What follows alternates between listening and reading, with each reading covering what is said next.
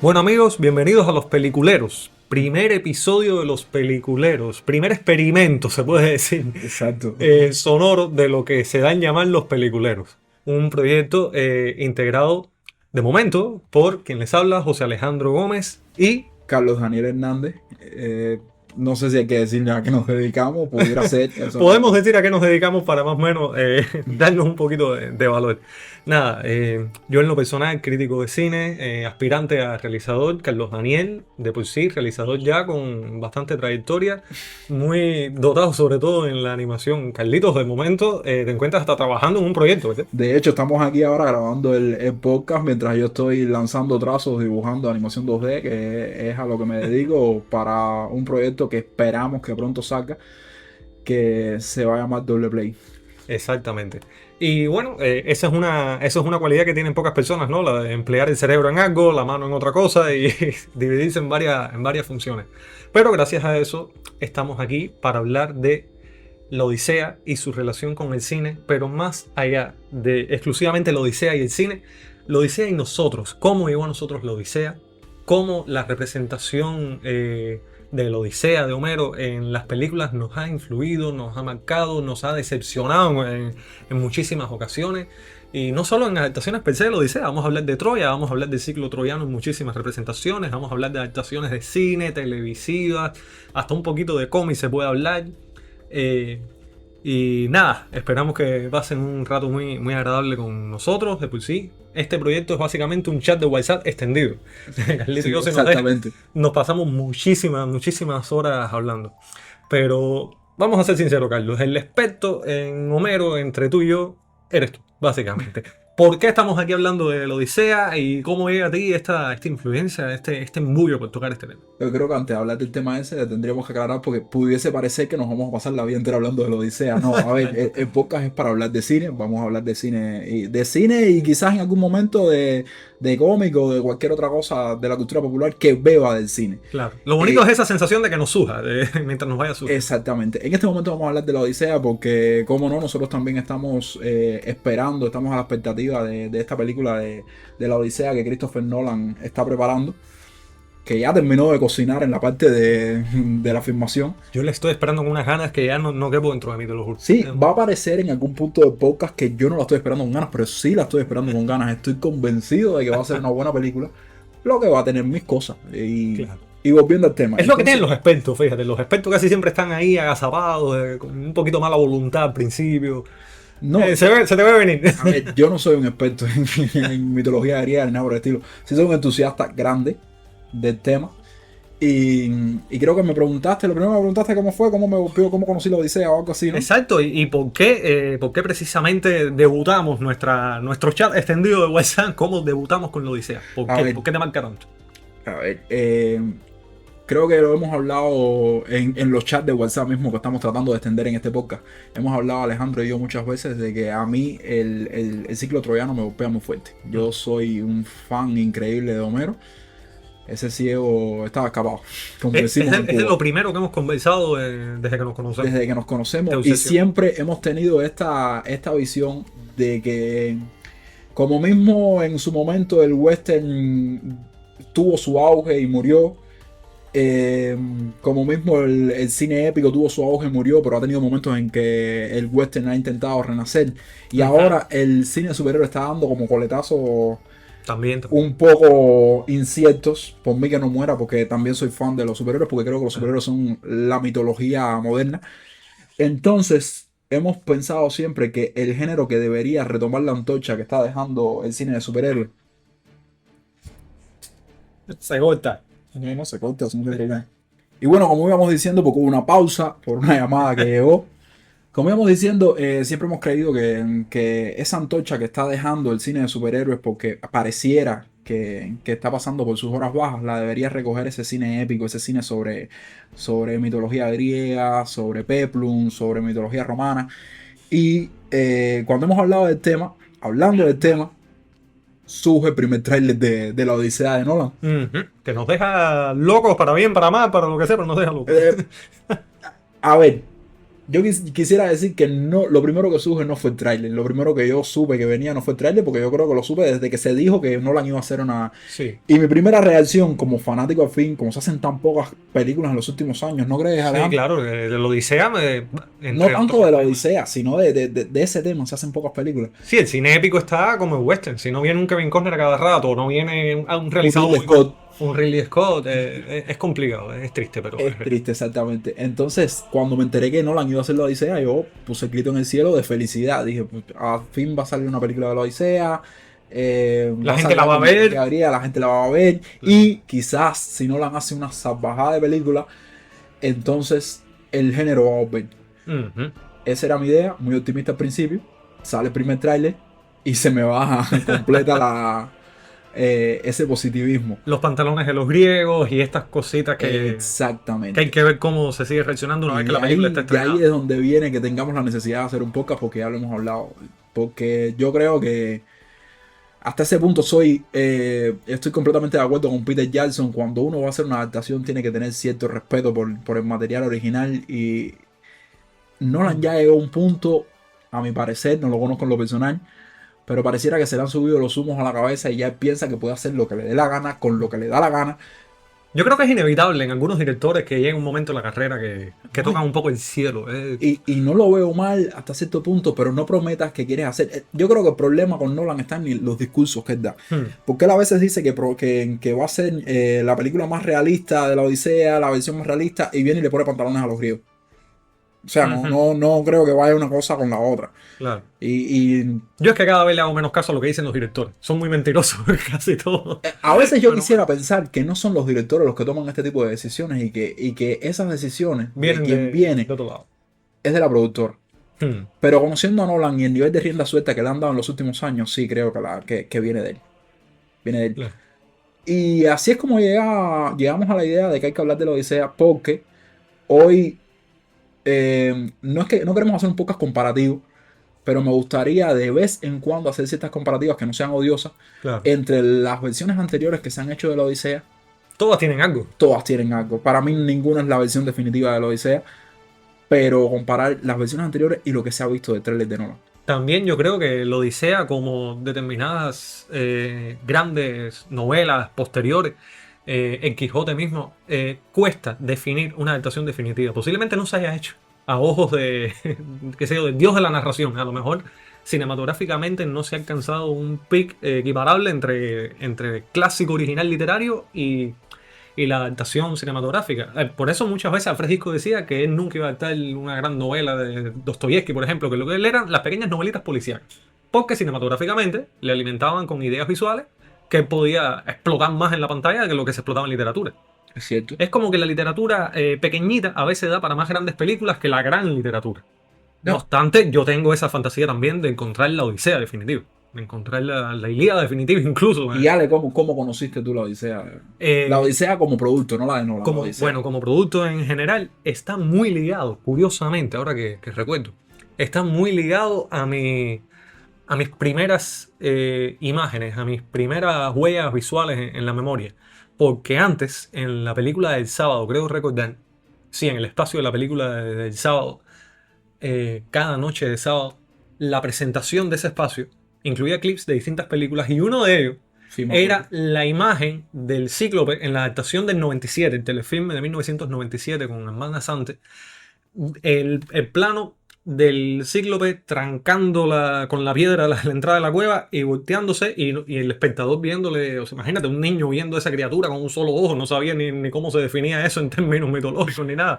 Y era una cosa de miedo que me da miedo cada noche, aunque el televisor estuviera en una esquina del cuarto y yo en la cama entre mis dos padres y visualmente aquello fue tan poderoso para mí que ahí empecé a preguntar y eso qué cosa es, a qué se debe y por qué la película que ponen atrás nunca es esa. Me quedé con muchos deseos de conocer más de eso y sin embargo pasaron añitos, empecé a hojear incluso la propia Odisea de Homero, el clásico literario, antes de lograr ver esa adaptación en concreto. Ya yo era adolescente cuando me la consiguieron doblada por los españoles en formato miniserie.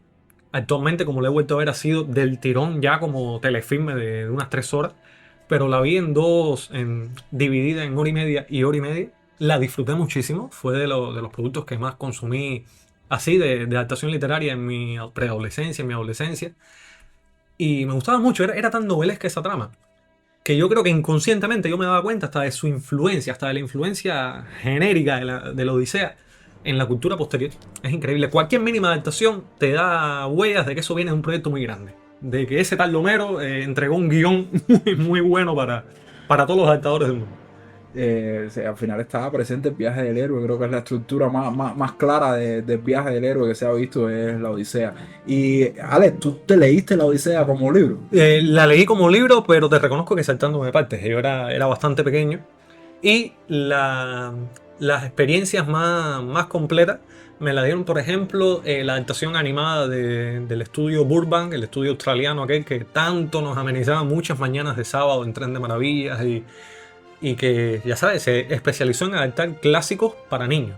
Yo recuerdo que la adaptación de la Odisea en concreto suavizaba mucho la violencia. Al Cíclope no se le sacaba el ojo, al Cíclope se le volteaba una cacerola en la cabeza para cegarlo. Y ya sabes, conocí el arco argumental por el cine, por las adaptaciones audiovisuales, más que el propio literario. Se me hizo un poco... O sea, me daba un poco de miedo. Y curiosamente, era mucho más ligero que la de Ilíada. Yo recuerdo Ilíada como más estático, como más denso, más asfixiante la lectura. También que Ilíada tiene mucha violencia. Nosotros ahora nos podemos hacer una idea de que no, pero Ilíada te describe las lanzas penetrando en los cuerpos. No, de hecho hay una cosa, viendo el Making of de Troya, yo me he leído la Ilíada varias veces porque me encanta. No creo que sea mi libro favorito, pero está cerca de serlo. Y en el Making of de Troya me di cuenta del director diciendo una cosa que no me había puesto yo a pensar, no había reparado en eso. En la Ilíada la mayoría de las muertes que hay son por pedradas, no son ni por lanza. Porque en el medio de la batalla una lanza se rompe, la espada puede dar problemas, se va mellando. Y muchas veces los héroes de la Ilíada bajaban del carro, tomaban una piedra grande y se la lanzaban a la cabeza al otro con el que estaban luchando y ahí quedaba. Y entonces es una violencia muy cruda y primitiva. Y hay que entender también que es por donde van todas las críticas que están dando los historiadores a Nolan. Yo no soy de ese tipo y de eso vamos a hablar en otro momento. Las críticas están yendo mucho por la parte de que eso es una etapa... La Ilíada es del siglo XII antes de Cristo, una cosa así. O sea, la etapa que narra es el siglo XII antes de Cristo. Se escribió posterior. Y entonces el campo de batalla era muy distinto a lo que conocemos. Por eso había tantas piedras, por eso los carros se utilizaban para el combate y no se montaba a caballo a pelo. Nosotros tenemos la caballería muy enraizada en la cabeza de que la gente se monta en su caballo y así mismo, así mismo pelea y no sé qué más. Y en ese tiempo se peleaba montado en un carro de combate. Y son cosas que adaptar, sí, puede que sean difíciles, pero es lo que tú dices, tienen mucha violencia. La Ilíada tiene muchísima violencia. Y creo que en algún momento podemos dedicarle un tiempo a la Ilíada como tal también. Claro. También viéndolo todo desde una perspectiva un tanto juguetona, porque ha llovido mucho tiempo. La Odisea puede ser vista con respecto a la Ilíada como el primer gran spin-off de la historia de la cultura. Porque es tomar un personaje no protagónico de la Ilíada y profundizar en él, en sus avatares, en sus aventuras y desventuras, como es Odiseo, Ulises, para quien prefiera cada uno de los nombres, pero que hemos hablado muchas veces que no parece el mismo en cuanto a tratamiento, es decir, es como que más oscuro en la Ilíada y se le va humanizando un poco más, se le va viendo más sus luces y sombras paralelamente en la Odisea. No, estamos diciendo cosas de las que queremos hablar más adelante, porque en algún momento vamos a hacer, en este mismo programa, vamos a hacer un recorrido por las adaptaciones que conocemos al cine y la televisión de la Odisea hasta ahora, hasta esta de Nolan. Pero primero quería hacer una aclaración que no hiciste ahorita.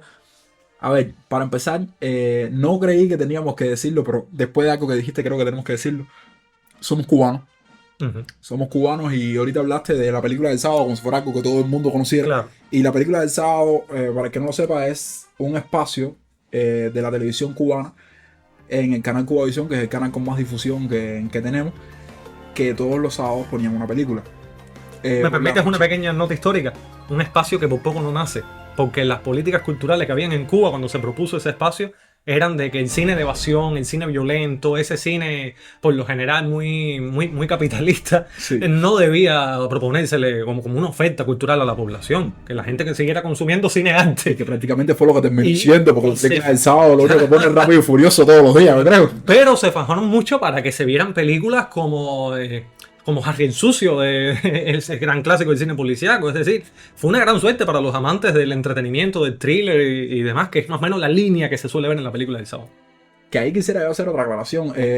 No tomen el espacio de los peliculeros que estamos empezando, que el nombre también está a prueba, por cierto. Como algo como que vamos a hablar de cine muy purista ni nada por el estilo. No. De hecho, aquí se va a hablar bastante de blockbusters porque somos de las personas que tenemos el criterio que dentro de esos blockbusters hay mucho de autor. Y cualquier película es digna de análisis. Exacto. Cualquiera. La mejor, la peor. Cualquier idea. Entonces, volviendo al tema de la Odisea, que estábamos hablando del tema, hay una aclaración en cuanto a lo que estabas diciendo. Y al final, poco a poco, me voy convirtiendo en eso mismo que dije que no era, que es el tipo que va a hablar de mitología griega y tal. Lo que tú dices del spin-off tiene todo el sentido del mundo, porque es posible que los antiguos griegos hayan inventado el concepto de universo cinematográfico sin hacer cine. Y toda la narrativa está en los griegos. Sí. De hecho, una cosa que nadie se ha puesto a reparar nunca pasa en Jasón y los Argonautas. El mito de Jasón y los Argonautas tiene Jasón, pero si alguien se ha puesto a pensar en todos los argonautas que van en ese viaje con él por el Vellocino de Oro, Está Hércules. está Peleo, está. Eso fue como un gran spin-off Sí. en el que voy a juntar a los mejores héroes de la mitología griega, Los Avengers de los Avengers de la mitología griega. Y Cada uno tiene su historia, es verdad. exactamente, cada uno tiene su historia por separado y de una primera alguien decidió, espérate, que los vamos a juntar en este barco y todo el mundo va a ir para el mismo lugar. Un fanservice, pero bien hecho, bien escrito. Exactamente. Y encima de eso, con la Odisea y la Ilíada, ahora los últimos estudios que se han hecho, no sé decirles de qué universidad, porque hasta ahí no llego, pero por lo que estuve leyendo, los últimos estudios que se han hecho son de que la Odisea y la Ilíada posiblemente pertenezcan a una saga de libros mucho mayor que no ha llegado hasta Wow. nuestros días. Algo mucho más grande. Exactamente, es posible que fueran 8 libros, de los cuales la Ilíada y la Odisea son los últimos 2. Y eso encajaría también con la sensación que te da la Ilíada a ti. Pero la Ilíada te parece algo estático. Pero después de que yo leí esto, le encontré sentido. Porque la Ilíada cuenta el último año de los griegos en Troya, intentando conquistarla. Y en la Ilíada tiene más sentido que sea el último año y que haya libros anteriores. Sí. Porque se siente como que ellos ya están cansados de El estar ahí. desgaste, no, eso a mí me encanta. La aridez que tú respiras en el día. Ya te digo, a mí me impactó como un niño, pero si la vuelvo a leer ahora estoy seguro que la versión Exactamente, ellos están distinta. cansados de estar ahí, están locos. Por eso, en el segundo canto de la Ilíada, el segundo canto, no es ni el cuarto ni el quinto, el segundo canto de la Ilíada, a Menelao se le ocurre, a Paris se le ocurre retar a Menelao por Helena, después de 12 años. Retar a Menelao por Helena y resolver el problema con un solo enfrentamiento. Y los dos bandos se ponen a gritar de alegría porque dicen, ya esta cosa se va a acabar, Sí, nos vamos a poder ir de aquí porque no estamos para esto. Entonces eso tiene más sentido si hay historias anteriores. Viene siendo como el equivalente en la literatura griega al western crepuscular, en el caso del western como mitología. Exacto, decirlo pero western. para que funcione tiene que haber habido un western Interior. anterior. Más fresco, más jovial, más Exacto. más enérgico. Para que haya un western que sea el desgaste, tiene Claro. que haber habido uno en el que estaban en la cúspide. Exactamente. Y entonces es lo que pasa con la Odisea y la Ilíada. Y así hace que la Odisea funcione muchísimo más, porque te das cuenta luego en la Odisea de que Odiseo urdió el plan del caballo de Troya porque estaba cansado ya de estar en Troya y quería volver con su mujer y sus hijos. Sí.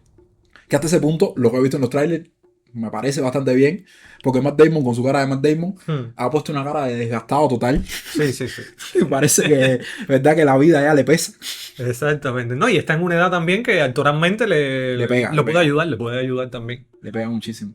Y también está el cómic. Hay una edición de Ilíada en cómic que me parece que es la que yo te regalé a ti. Sí, sí, Que- cubana, de hecho. Oye, que ahí está la historia completa. Yo creo que ahí se aclara que se narra más incluso que lo que se puede leer en la Ilíada. Sí, de hecho, hay un punto en el cómic que decidieron ponerle una aclaración diciendo, aquí termina la Ilíada contada por Homero, que es en el momento en el que Príamo recupera el cuerpo de Héctor a manos de Aquiles, y deciden contarte, aunque sea, el final de Aquiles. Exactamente. eh, Bueno, pero al sol de hoy, fíjate que más que la propia lectura que yo recuerdo de la Ilíada, que por supuesto es insustituible, lo que más yo he disfrutado con relación a la Ilíada en el plano cultural está escrito por José Martí, un grande de nuestra historia y de nuestras letras, sobre todo en la Odisea de Homero. Literalmente se llama así el texto, la Odisea de Homero. Está incluido en esa obra Creo que se magna, llama Liliada, Homero. la Ilíada de Homero, perdón, la Sí. Ilíada de Homero. Está incluida dentro de la Edad de Oro, que es un compendio de sus grandes obras para los niños. Y es una belleza, pero está narrado todo. Es decir, hay un conocimiento profundo de la narrativa que está ahí y al mismo tiempo es un tributo a Homero. Posiblemente Martí sea de, de los primeros grandes autores que han dedicado un texto exclusivamente a tributar a Homero lo que se merece.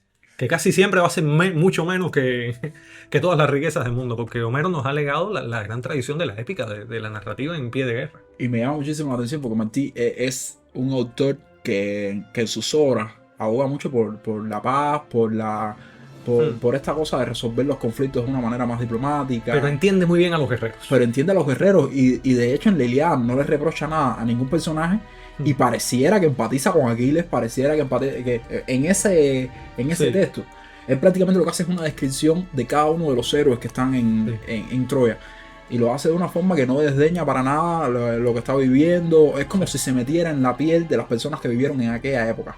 Exactamente, ¿no? Y hasta con Príamo cuando va a buscar el cadáver de su hijo Héctor, o sea, es como que una visión de la guerra es así. Llega un punto ya que la frontera entre el bien y el mal es tan difusa, esto que tanto ha dicho Arturo Pérez Reverte, que es alguien que vivió la guerra y que ha escrito de la guerra muy bien, y a quien le ha encantado, por lo que se ha dejado saber, esta última adaptación de El regreso de Ulises de Huberto Pasolini, que salió en el 2024. La guerra es un poco eso. Llega un punto en que se hace inexplicable y al mismo tiempo explicable por ella sola, porque las cosas van sucediendo y una muerte hay que saberla encajar y llega el punto en que la paz es la opción, no es que sea la mejor, es que es la única que queda. Es la única. Porque los guerreros están desgastados, porque la diplomacia murió, cayó en la arena. Porque logísticamente no hay quien la sustente, porque una guerra es extremadamente cara. Exactamente. Entonces ya creo que deberíamos empezar a hablar de adaptación, cine, porque ya hemos dado Bueno, una introducción bastante A mí larga. me sorprende, no la he visto, aclaro que no la he visto, pero una de las primeras adaptaciones, si no la primera, de la Odisea, titulada como tal, es del año 1905 y la desarrolló Georges Méliès, ese gran mago del cine, ese gran pionero de la inventiva cinematográfica, de los efectos especiales, de la puesta en escena. Pero curiosamente no es un caso único, no es que yo creo que Méliès tuviera quizá una especial obsesión con la Odisea, es que Méliès, cuando tú buscas Robinson Crusoe, su primera adaptación en la historia del cine es de 1902, de Georges Méliès también, y muchas grandes obras, Julio Verne, El viaje a la luna y La conquista del polo, en fin. Méliès era un soñador, me encantaría ver qué hizo él con los monstruos mitológicos, quizá la recreación de un cíclope, habría que ver. Pero por otra parte, yo creo que la versión de las antiguas, la más canónica, la más simbólica, y la más importante durante muchos años, esa que se veía en los cines de todo el mundo, en las televisiones de todo el mundo, se le rinde un bello homenaje en Cinema Paradiso, en la gran película La Carta de Amor del Cine, que es Cinema Paradiso, que le están viendo el aire libre bajo la lluvia, los pobladores cinéfilos de ese pueblo.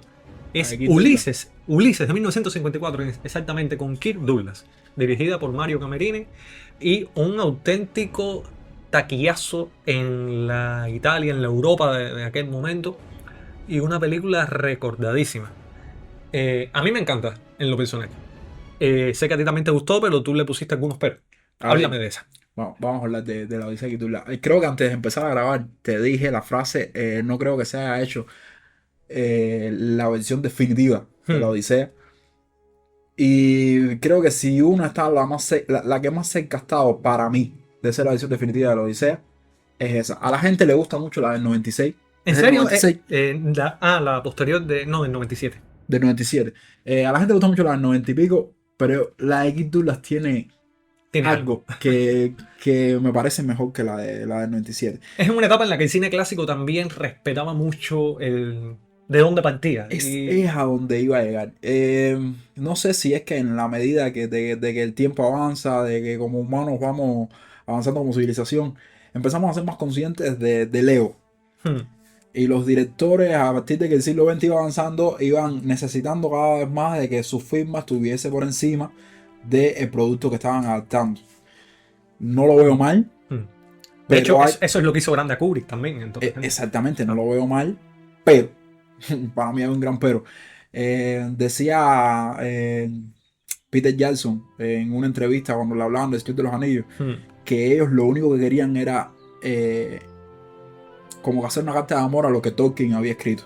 Que a él no le interesaba contar su historia, él estaba contando la historia de Tolkien y quería contarla como la había contado Tolkien. De hecho, por eso es lo mejor que ha hecho Peter Jackson nunca. Tú ves sus demás películas y ninguna, o sea, quitando su fase de terror en los 90, que es muy gustada, que es muy buena, pero El Señor de los Anillos alcanza una altura que... Y ahora que no es tan yo quisiera que alguien, y si pueden en comentarios después que lo pongan, me diga a mí que El Señor de los Anillos no tiene identidad como director. La tiene. Tiene identidad como director y partió desde el respeto. Y esas películas de aquellos años partían desde el respeto.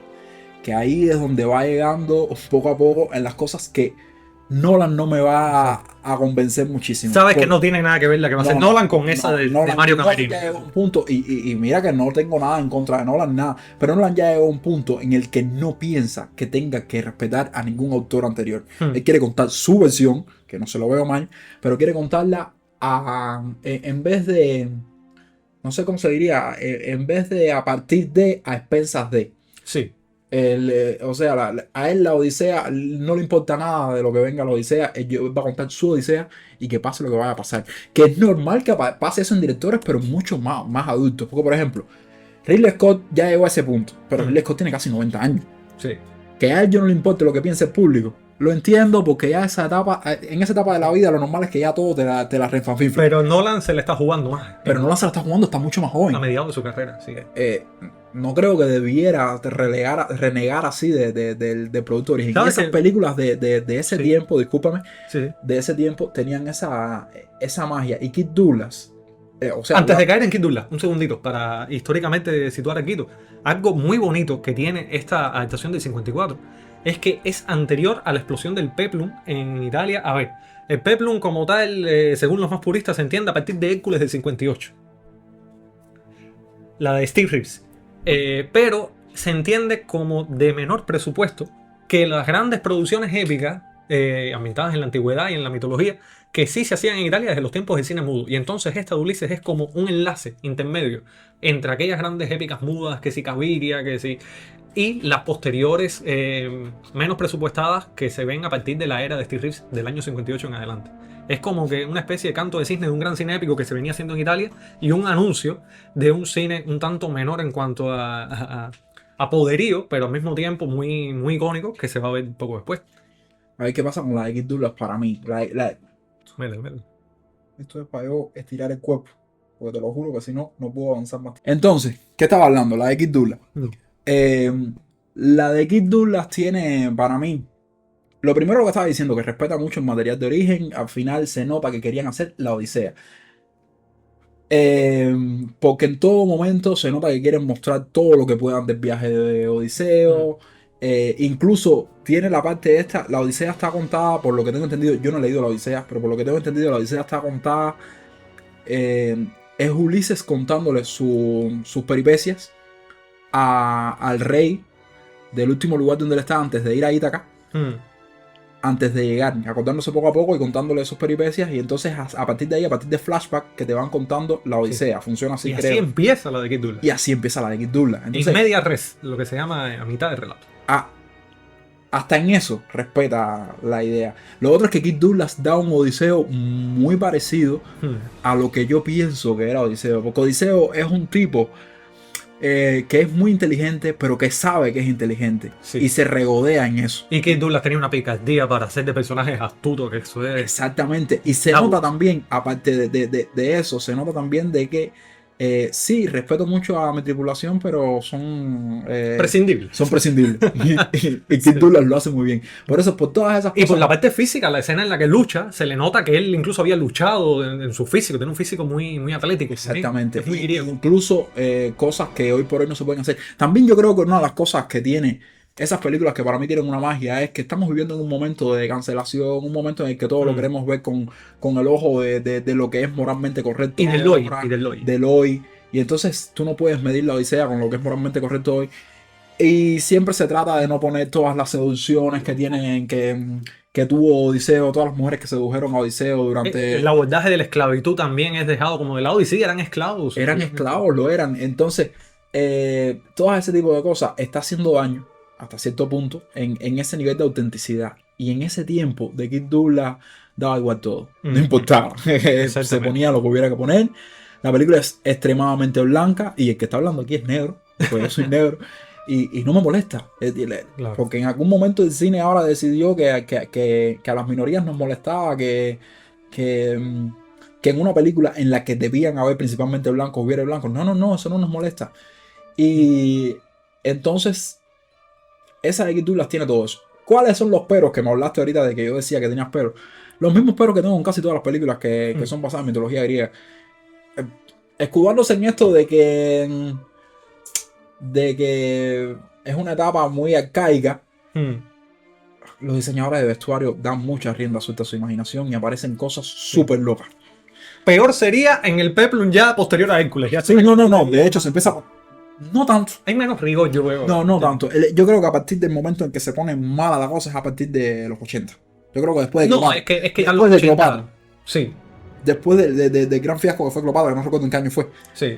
Que no entiendo por qué fue un fiasco, pero bueno.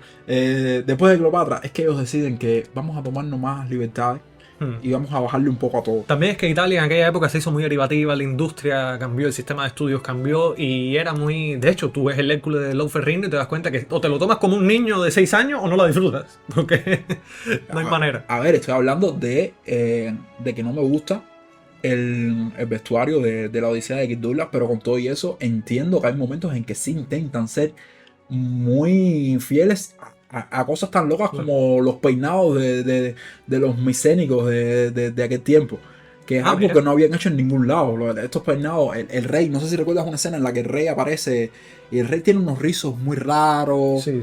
Esos rizos que tiene son lo que tú encontrarías en las vasijas y paredes del Palacio del Noso. Entonces son cosas...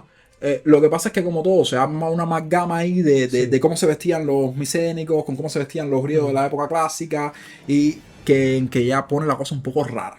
Claro. Pero con todo y eso es lo único que yo lo encontraría, porque la Odisea de Kirk Douglas me parece entretenida, me parece que... Muy completa, por todo lo que abarca. Sí. De hecho, hay un flashback a la parte de la guerra troyana, creo que es una vez que él empieza a recordar, en la que se le ve ya metido dentro del caballo de Troya dando una orden como que de salir al momento y es como que te resumen la parte de Troya ahí en unos planitos muy, muy breves pero muy, muy potentes y casi que tienes la sensación de haber visto a Odiseo luchando durante esos 10 años en Troya. Pero es que en el que hablas del flashback, uno de los momentos más recordados por los lectores de la Odisea, repito, yo no me lo he leído, pero siempre he oído decir...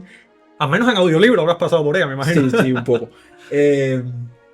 Uno de los momentos más recordados es ese momento que en el inframundo Odiseo logra hablar con Aquiles y con Patroclo, creo. Y ese momento en la Odisea de Kirk Douglas está. Él ve el cadáver de Aquiles, el cadáver no, el espíritu de Aquiles lo ve y logra hablar con él. Y creo que está incluso la frase que le dice a Aquiles porque Odiseo le habla como si ya Aquiles hubiese llegado a la gloria y debe estar en los campos elíseos viviendo bien y Aquiles prácticamente le dice que daría lo que no tiene. O sea, por ser esclavo un minuto en la tierra y no estar en el inframundo o algo así. Y eso está en la Odisea de Kirk Douglas. O sea, tiene muchas cosas buenas. Porque simplemente yo soy nacido en el 2000. Se le hace difícil a veces a uno ver una película del 50 y algo. Pero esa la disfruté. Mira, yo soy todo lo contrario. Yo, mientras más vieja, a veces más me gusta. A ver, yo creo que de ninguna adaptación de las demás que vamos a tocar, y esto lo aviso, yo pueda sentir tanto entusiasmo y tanta simpatía. Quizá yo tengo una conexión especial con esta de Kirk Douglas. Kirk Douglas es uno de mis actores de la etapa clásica favorito. De hecho, yo seguía año por año su biografía. Duró más de 100 años. Yo sufrí muchísimo cuando lo perdimos porque es un actor de mi película. Yo lo conocí por Los Vikingos y 20.000 leguas viaje submarino en un programa que se llamaba Cine de Aventuras que la ponían cuando yo era pequeño y está muy ligado a la mitología visual de los cinéfilos. De hecho, sin haber consumido muchas de sus películas, tú sabías perfectamente quién era Kirk Douglas antes de ver esa película. Entonces, Sí. por eso se te hace como que más cercano su Ulises también. Él es mi Ulises. Hasta físicamente, su barba, su cara, su pelo, ese primer plano cuando recupera la memoria en la playa, el plano de las sirenas atado a un mástil, cuando se burla de Polifemo, del Cíclope, es realmente el Ulises que yo he imaginado. E incluso cuando leía, en mis recuerdos de cuando leía determinados cantos de la Odisea de niño. No sé si es tu Odiseo favorito hasta ahora de los que has visto también. A ver, de los que he visto, posiblemente visualmente el que más me vaya encajando y lo que ha salido es un tráiler es Matt Damon. Eso te iba a decir, ¿te imaginas que sea Matt Damon el que Sí, sí, tanta, sí, sí, de la sí. película que tanta polémica te despierta? Me despierta polémica, pero visualmente me pega bastante porque Kirk Douglas se veía bastante jovencito Hmm, para hacer Odiseo. Y Matt Damon ¿Qué dicen? encaja en edad Claro, en edad. con lo que debería ser Odiseo. Hmm. Rubio no me molesta. Tampoco parece un tipo. A ver, en algún momento vamos a llegar ahí.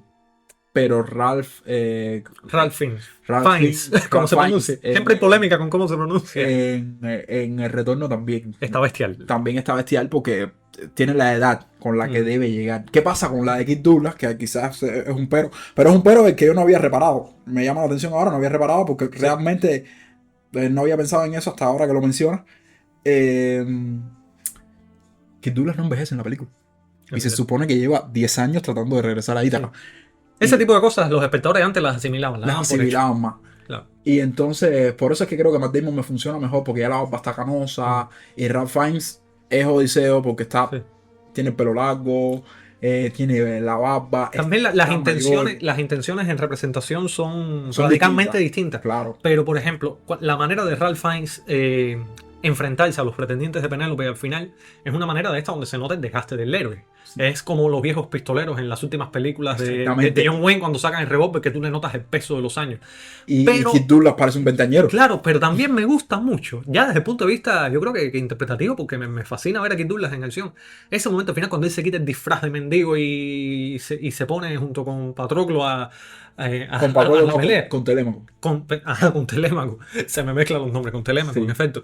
Es tan enérgico, o sea, es tal su presencia de ánimo que me recuerda al Toshiro Mifune de los Siete Samuráis. Es un actor tan físico que agradezco al menos tener la oportunidad de verlo haciendo eso, dice. No, quiero decir que ahora que realmente de todas las escenas que he visto de regreso a Odiseo, yo creo que la de Kirk Douglas es una de las más icónicas. Mira, Es una de las que más se me ha quedado. Porque la del 97 no está mal. La de Retorno me encanta. Pero esa de Kirk Douglas es lo que tú dices, tan enérgico que parece, sí, sí, sí. parece Batman peleando. Los tengo atrapados aquí y voy a hacer con ustedes lo que me dé la gana. No quiero dejar de mencionar a otro actorazo, Anthony Quinn. Es un actor que a veces me gusta más, a veces me gusta menos, pero lo cierto es que es uno de los actores con mayor presencia que hubo también durante muchas etapas del cine clásico y posclásico. Colaboró con Kirk Douglas además en otras ocasiones. Tienen un western juntos, El último tren de Gun Hill, que es una belleza. Y haciendo de Antino, Anthony Quinn está bestial porque aparte saca esa especie de sensualidad turbia que él tenía, incluso en sus películas italianas, porque él actuó en muchos países y en Italia también. Es prácticamente un, Sí, sí. es prácticamente un animal deseoso de Penélope y al mismo tiempo con cierta manipulación en la voz. Y aparece en pocas escenas, pero las llena. Me encanta su Antino. Y a partir de ahí, debiera haberse instalado, o no sé si en tu criterio siempre se ha logrado, una representación de Antino, pretendiente máximo de Penélope, realmente inquietante.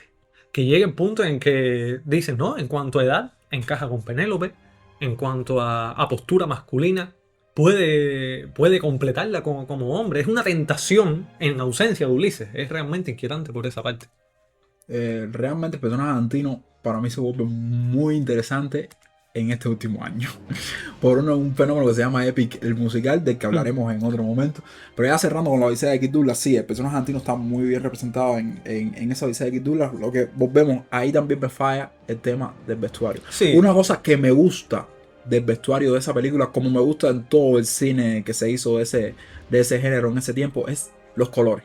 Hmm. Los colores me encantan. En los últimos años se ha decidido en algún momento que para que una historia pueda ser tomada en serio, Rebajarle color. tiene que estar en tonos grises, en filtros azules, no sé Opaco. cuántas cosas, opacos, no puede haber colores en el vestuario. Y en aquel tiempo todo eso les daba igual y las escenas estaban buenas igual y las películas estaban serias y tenían todo lo que necesitaban y estaban épicas. Y, y ahí los colores están por todas partes. Y es que realmente la gente piensa que las estatuas griegas eran blancas de mármol y no, todo ese mármol estaba pintado. Lo que no sé si sabías es por qué las estatuas hoy por hoy están en los museos No, blancas, ¿no lo sabes? no. A ver, cuando los británicos dominaron Grecia en algún punto, que tuvieron dominación sobre ese pedazo de Atenas y tal, eh, el almirante que encontró el Partenón, Hmm. había estatuas del Partenón que tenían pintura y había estatuas que ya se habían quedado blancas por el tiempo. A él le gustó tanto como se veían las blancas que mandó a quitarle la pintura a las que la tenían. Wow. Y entonces ya Arqueológicamente, eso. se quedó como una. Pero esas estatuas todas estaban pintadas porque nadie puede negar el realismo que tienen las estatuas griegas, que por lo único que serían superadas serían por las estatuas del Renacimiento y porque ya son muchos años en el futuro. Ese realismo también se suplía con eso. No era nada más dejar en blanco, pues si te dejo en blanco no son realistas, se sabe que es piedra. Claro. La idea era que se pintaban las estatuas con el color de la persona que se estaba representando, con todo, con color piel, con todo, y era una estatua, era como tener una estatua de cera hoy cuando uno va a un museo de cera. Y ese hombre quitó la pintura. Todo en Grecia estaba todo pintorreteado, todo lleno de colores. Se premiaba mucho en. Que es como te gusta a ti que se vea en el cine también. Me encanta, a mí me encantan películas como esa misma Cleopatra de la que estuvimos hablando. Sí. Esos colores de Egipto, nunca he visto los 10 mandamientos, pero por lo que he visto, Muy colorida, muy colorida. por lo que he visto lo tiene. Y entonces te vas para la época que estamos viviendo ahora y a todo le quitan colores, a todo.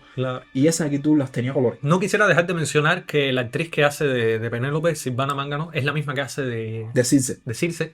Sí. Me gusta más como Circe que como Penélope. O sea, como Penélope no me parece que.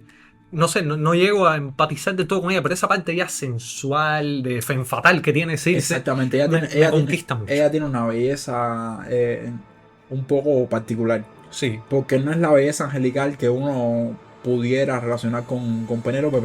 Penélope, para que lo entiendan, Penélope es la representación de la esposa perfecta. También. Penélope es la esposa que no importa los años que pase, va a estar esperando por su marido. E incluso cuando llegue el marido le va a perdonar todas las infidelidades que ha tenido. Va a estar bella en su madurez. Va a estar. Exacto. Entonces, esa actriz tenía una belleza que pegaba más para Circe porque Claro. es la mujer que es todo lo contrario a esa mujer angelical. Es la mujer que da el paso al frente. Que hoy por hoy ninguna de las cosas que voy a decir tiene connotaciones negativas, pero en ese momento, en el momento que se escribe la Odisea, sí las tiene. Es la mujer que da el paso al frente para conquistar a un hombre. También. Es la mujer que es capaz de envenenar, porque es hechizar, pero eso es envenenar prácticamente y drogar a un hombre para tenerlo como compañero. Entonces, no creo que fuera la belleza que pegara con lo que debía haber sido Penélope. Bueno, avanzamos un poquito más, si te parece, ya en cuanto a adaptación. Ya podemos. A ver, lo que te tengo, no sé si te lo había comentado, pero a lo mejor funciona a modo de sorpresa. A ver, en el año 68 se hace una adaptación televisiva, formato miniserial, de la Odisea, de origen soviético, que desconozco. No le he llegado a ver, por tanto me reservo opinión. Sí tengo conocimiento de que su estructura, su ambientación es un tanto teatral. Y eso a mí me puede predisponer tanto para bien como para mal, porque hay muchas obras con un estilo teatral que a mí me han conquistado. Los cinéfilos muchas veces nos llenamos la boca para decir teatral en un sentido peyorativo, como que es anticinematográfico. Pero muchas obras como Julio César de Mankiewicz, que es el director de Cleopatra, con Marlon Brando, que adapta la obra de Shakespeare, es muy teatral en un sentido y es muy cinematográfico a la vez. Por tanto, es una visión que a mí me intriga y que hasta que no la vea no me arriesgo a decir. Yo diría que lo teatral depende de lo que estés adaptando o de lo que estés tratando de realizar. Y el tono de guión también. En obras como La Odisea, cualquier obra épica, sea medieval, sea lo que sea, lo teatral nunca va a ser en modo peyorativo porque le viene bien la forma en la que hablaban. Todo va a ser muy shakespeariano, va a beber mucho de eso y le va a quedar bien. Ahora, donde lo teatral no funciona, o por lo menos para mí, es en las obras más naturalistas. En las obras más naturalistas, más modernas. Por ejemplo, el Romeo y Julieta de DiCaprio a mí no me funciona para nada. Pero no me funciona porque le pone ese tono tan teatral, esos diálogos de Shakespeare a una ambientación moderna y no no. Es que ese Prefiero director, ver eso, prefiero ver West Side Story, claro, que es lo mismo, claro. Pero mejor. pero mejor. Mucho A mejor. ver, no, lo que te iba a decir que esa adaptación soviética de la que estuve leyendo me conduce a un pequeño dato. Y es que aquí en Cuba, en nuestro país, se adaptó para televisión, para el espacio de las aventuras que se transmitía en uno de los escasos canales que tenía la televisión cubana en aquellos años, por los años 60, creo recordar, se hizo una Ulises, una aventura, una serie No, no, llamada no. Ulises, te lo juro. Desconozco ahora mismo director, actores, no sé si estaría por ahí Luis Alberto Ramírez padre, que físicamente para mí García. no, Luis Alberto Ramírez. Eso Luis no se Alberto puede hacer. Ramírez padre. Luis Alberto Ramírez hijo falleció hace poco, es un actor que hemos visto en muchas aventuras, pero el padre que hizo El Conde de Montecristo, que hizo muchas adaptaciones, Los Vikingos también. Era un actor físicamente muy poderoso, me daría un Ulises perfecto. Te juro que ahora mismo no recuerdo exactamente quién fue, pero hubo un Ulises de la televisión cubana incipiente en aquellos años 60, que me imagino también por algunos planos que yo he visto de Los Vikingos, que es también de aquella época, puede que con unos fondos también un poco a lo teatral, pero también con el encanto que tiene ese tipo de teleproductos. Me imagino los efectos especiales deberían tener cuanto menos encanto, porque también en aquella etapa se hizo 20.000 leguas de viaje submarino. Y tú dices, ¿cómo? En la televisión cubana de aquella época, incluso en la actual que parece que hay menos recursos aún, ¿cómo se hace un 20.000 leguas de viaje submarino? Con el gran actor cubano, Enrique Pero- Almirante de Capitán Nemo, fíjate. Volvemos al tema. ¿Qué eran la Odisea y la Ilíada en un primer momento? Eran poemas épicos destinados a representarse teatralmente en el teatro griego. O sea, lo teatral no va a ser en ningún caso No se despega del concepto. algo peyorativo ni se va a despegar del concepto. Como mismo épico musical que estábamos hablando del tema, eran poemas épicos cantados. O sea, que sea un musical Sí, de la Odisea y esté tan bien y funcione tan bien, es porque simplemente es casi como justicia poética. claro. Estaba hecho una cosa de Sí, una sí, para sí. la otra. E incluso yo sí, de lo que te puedo dar fe, porque he buceado mucho en lo poco que se conserva de la televisión cubana aquellos años. A mí me interesan mucho las adaptaciones de clásicos literarios, de aventuras y teatrales que se hicieron en aquella televisión en blanco y negro. Yo sí te puedo dar fe de la calidad de los guionistas, de los técnicos, de los actores que había en aquella televisión cubana. Se heredaba mucho también de la televisión cubana de los años 50, de aquella etapa del capitalismo en Cuba. Y en cuanto a vestuarios, había una riqueza que no hubo después. En cuanto a decorados, había una riqueza que no hubo después, que todo eso se fue desgastando, que se fue malogrando después ya en posteriores etapas. Y la verdad, me encantaría saber si se conservara algo de aquella Odisea, porque se vería con mucha ternura, pero posiblemente nos lleváramos una sorpresa en Muy cuanto a grata. calidad. Sí, muy grata, porque, por ejemplo, y nos estamos desviando muchísimo del tema, yo siempre lo he dicho, para mí, y es una opinión que no sé si es popular, es impopular, para mí, Su propia guerra, este fragmento de Día y Noche Sí. que estaba protagonizado por el Tao, Ujú. funciona 18 veces mejor que Tras la Huella. No, muchísimo. No, si vamos a hablar, tendríamos que dedicarle algún episodio quizá a la televisión cubana de cómo ha derivado. No creo que yo sea Perfecto. capaz de hablar lo suficiente porque no tengo tanto bagaje y lo que más he disfrutado es eso. Fue Su propia guerra de Estado, las primeras aventuras de mis primeros años. Yo nací en los 2000, ya nací en horas bajas con el tema Sí. de Todavía se han retransmitido algunas, sí, las que se conserven. pero de las que se retransmitieron no eran ya las mejores. Es verdad. No eran Hermanos, ya- quizá, que era como nuestro western. Eso fue lo mejorcito. Hermanos, incluso yo leí un artículo de un crítico que decía que con Hermanos se sellaba un género, como mismo en Italia, en España se tenía el espagueti western, aquí teníamos el western con gris. Es como una comida típica de Cuba, ahí tenemos series como Hermanos, en fin. Bueno, volvemos a Volvemos Odisea. a la Odisea. Si recuerdas algo, tú como animador de Burbank, de los estudios Burbank de Australia y de su adaptación de la Odisea. Sabes que ahorita te iba a decir algo y estoy completamente convencido de que el primer encuentro tuyo con la Odisea no fue ese. ¿No? Estoy completamente seguro que tu primer encuentro con la Odisea fue con Ulises 31. Ah, es verdad. Pero sin saber que tenía nada que ver con la Odisea. Fíjate, yo tardé mucho tiempo en asociar Sí, que su Ulises era el mismo Ulises en otro plano. Es que no es el mismo, no es el mismo. Hay un capítulo de Ulises 31 que te reto a buscarlo porque lo vi Wow. hace poco, vi ese capítulo. Yo quiero verla otra vez. No, vi ese capítulo, yo no vi la serie completa, vi ese capítulo. Hay un capítulo de Ulises 31 en el que Ulises 31, ese Ulises, viaja, no sé si es por dimensiones o en el tiempo, Hmm. y cae en el momento en el que el Ulises que tú estás adaptado a ver, el Odiseo que estás adaptado a ver, llega donde los pretendientes de Penélope. Entonces, por alguna razón, a ese lo tienen secuestrado y él se hace pasar por el Ulises de ese tiempo. Wow. Y los que se dan cuenta que él no es el Ulises de ellos son Penélope y Telémaco. O sea, que, Pero bueno, que es que no son lo mismo, pero en tiempos distintos. Sí.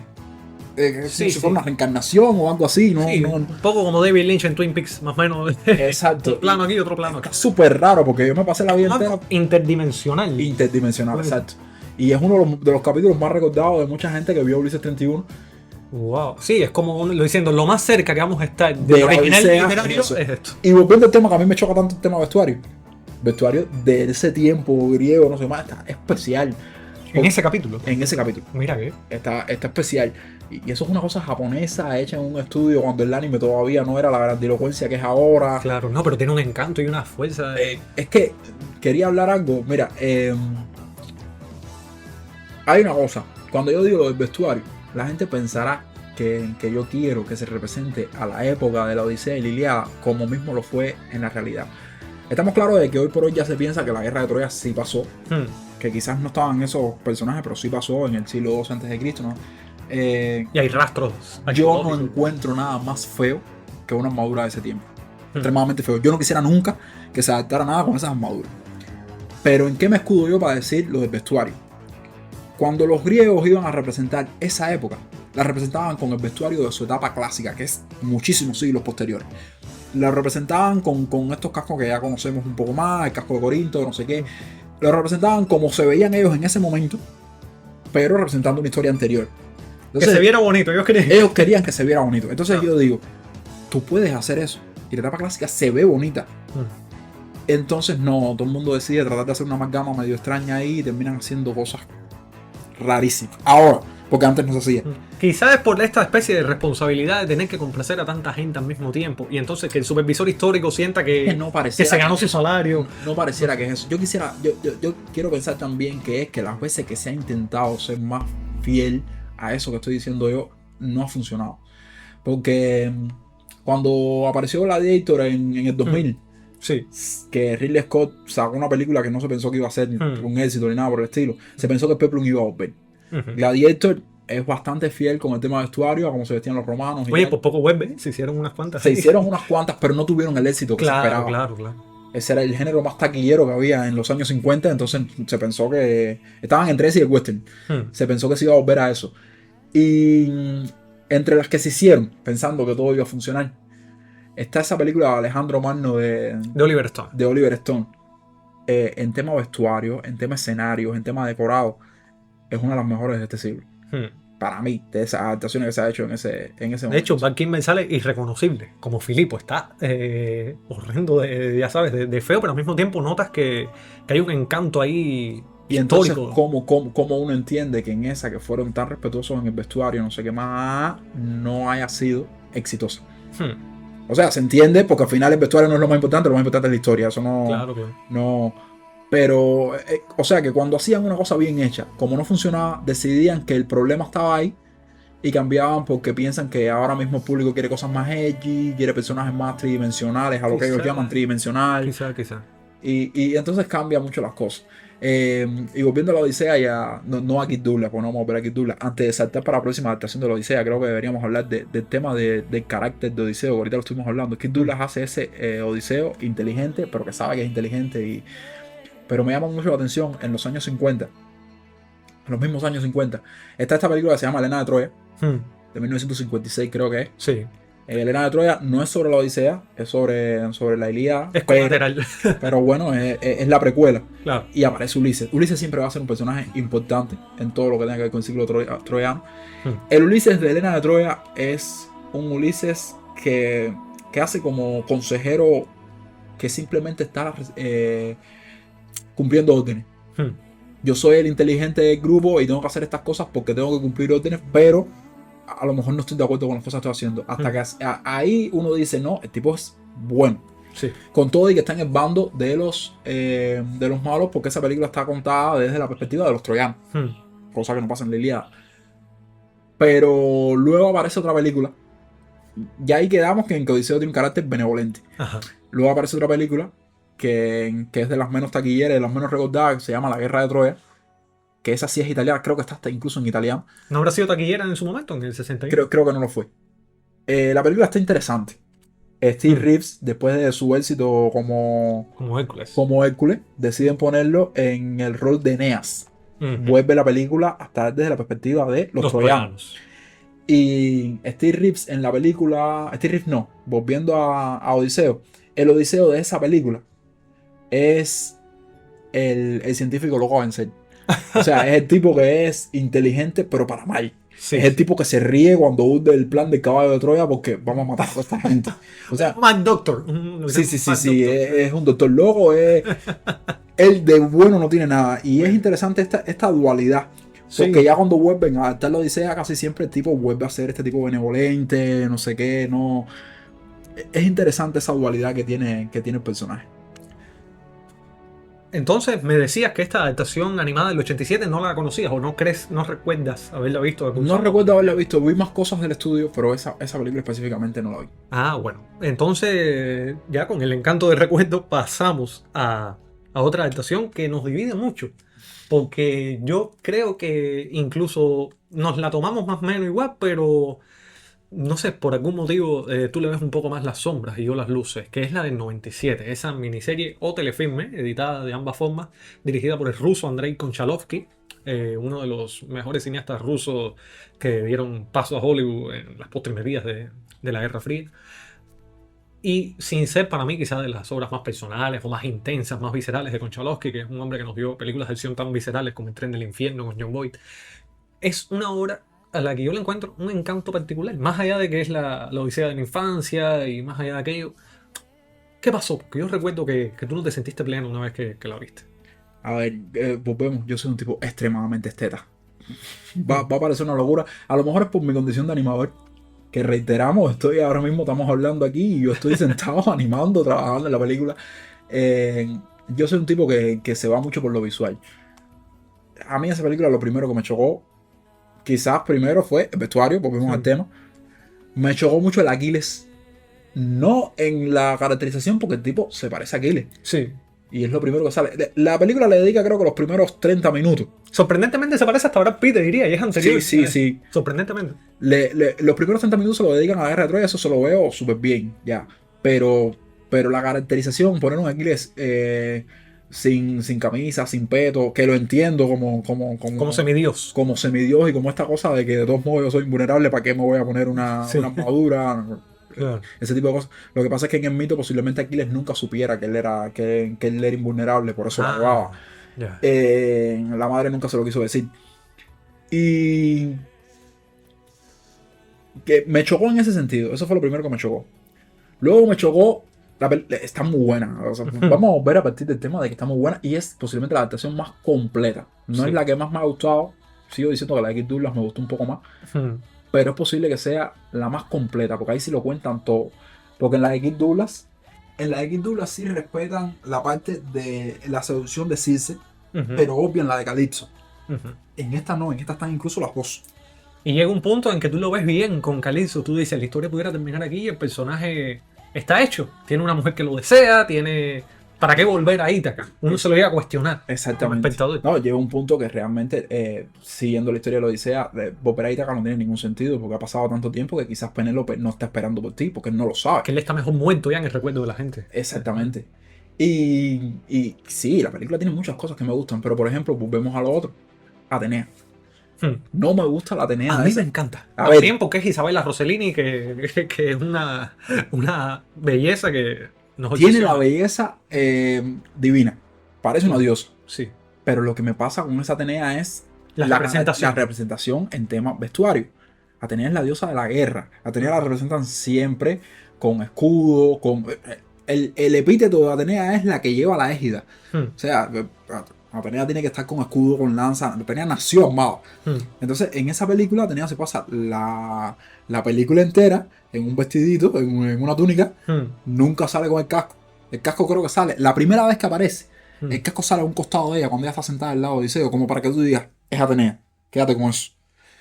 Y entonces ya esa representación me flaqueó ahí, porque lo visual tiene que ver. No sé, el cine es una experiencia audiovisual. Hmm. Y en ese sentido me falló y a mí me perdió, la vi, la disfruté. Ahora, que tiene muy bueno, se siente en el actor el desgaste poquito a poquito mientras el viaje va pasando. Eso sí me gustó muchísimo. Y en los miembros de la tripulación tienen más personalidad que yo creo que en ninguna otra En adaptación de ninguna las que otra yo he visto. adaptación, en ninguna otra adaptación. Eso sí, lo tiene perfecto porque yo recuerdo que el Odiseo al principio de esa adaptación está muy seguro de sí mismo en todo. Muy orgulloso. Muy orgulloso, pero a medida que va avanzando, el tipo empieza a darse cuenta que la cagó. Exactamente. Y, Se lo notas en la mirada, que está en plan, la cagué. Todo el rato es la cagué. y entonces eso sí me gustó. Lo que pasa es que en el vestuario me pierde.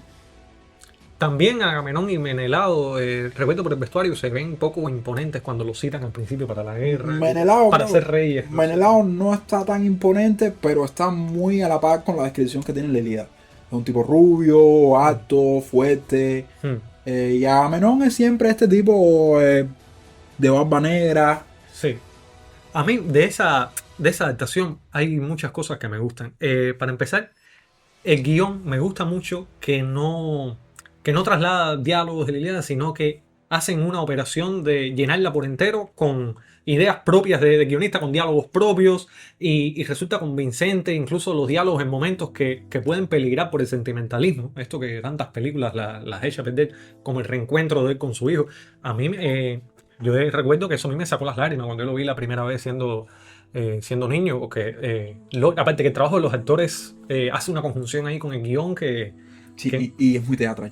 exacto. No, Pero incluso teatral en buen sentido. claro, y siendo fantástica y siendo sobrenatural en muchos momentos, el guión la equilibra con un grado de realismo ahí que le viene bien. O sea, como producto televisivo para mí es excelso porque nota un presupuesto bien aprovechado. Los efectos especiales son muy de finales de los 90. Vamos a decir que no, que con esa visualidad no durarían mucho más tiempo. En las miniseries sí se seguirían viendo ese tipo de efectos visuales. De hecho, el éxito de este telefilme influyó mucho en posteriores telefilmes que adaptaban no solo mitología griega, sino mitología en general, universal, pero sin la misma calidad. Es decir, para mí la Odisea sigue siendo superior a esos sucedáneos que tuvo. Por ejemplo, no sé si la has visto, Merlín con Sam Neill, el actor de Parque Jurásico. No lo he visto. Es una miniserie igual, hora y media cada capítulo, pero un poco más infantil, muy interesante la vuelta de guión que se da al personaje de Morgana, pero ya sabes, es entrañable para muchos niños de aquella televisión de finales de los 90, gente que la ha redescubierto, completistas, pero esa Odisea, también la música, momentos ahí de una emotividad y de una seriedad que en serio notas que se está tomando en serio. Y la mitología a veces es bueno que sea muy, muy libre, muy festiva, pero también que se tome en serio bien. Y ahí volvemos a caer en la Odisea de Nolan, que es lo que nos trajo aquí. Yo creo que el problema más grande que yo le encuentro a Nolan es que Nolan siempre está pensando, no, esto es muy ridículo de ver actualmente. Y ese tipo de declaraciones a mí me molestan. Porque lo que más me gusta a mí, cuando tú estás adaptando un mito, es entender que dentro de la lógica de eso que tú estás adaptando, todo eso tiene sentido y nada es ridículo. Tú no puedes adaptar a Batman como hizo Nolan en cierto momento, que bastante bien lo hizo, la verdad. O bastante bien no, para muchos es la mejor adaptación de Batman que hay. Y si no, de las mejores. Y si no, de las mejores. Tú no puedes adaptar a Batman si tú consideras a Batman un personaje ridículo. ¿Qué fue lo que pasó con George Schumacher? Tú no puedes adaptar la Odisea de Nolan si piensas que esas historias son ridículas. Tú no puedes adaptar ninguna obra de la mitología griega, ninguna, si piensas que los Deus es máquina. Sin entregarte a ellas. Sí, claro. Y Nolan está diciendo, desde que empezó la campaña de marketing de la Odisea, que él quiere hacer una versión más realista, que él quiere hacer algo más. No, la Odisea necesita dioses, necesita monstruos, necesita. Que los va a tener, porque. No sé, a no ser que pase algo extraordinario. Yo no entiendo de qué forma Nolan va a contar la Odisea sin monstruos, sin sirenas, sin cíclope. Pero se veía un cíclope. El cíclope se ve. Entonces no entiendo a qué se refiere él con una versión más realista. No ¿Qué sé, versión más realista? ¿Qué cosa es para él apagarle los trajes? Que los trajes estén más oscuros. Que no haya púrpura por ningún lado. Que es algo que me llama a mí muchísimo la atención. Pone a Agamenón en un momento con una armadura de Batman puesta, porque esa armadura es de Batman. Y mira, me jode. Y el Agamenón estaba vestido de negro. Cuando es bien sabido que no en Grecia, en todas las culturas antiguas, el color de la realeza es el púrpura. No por nada más que simplemente el púrpura era el tinte más difícil de extraer.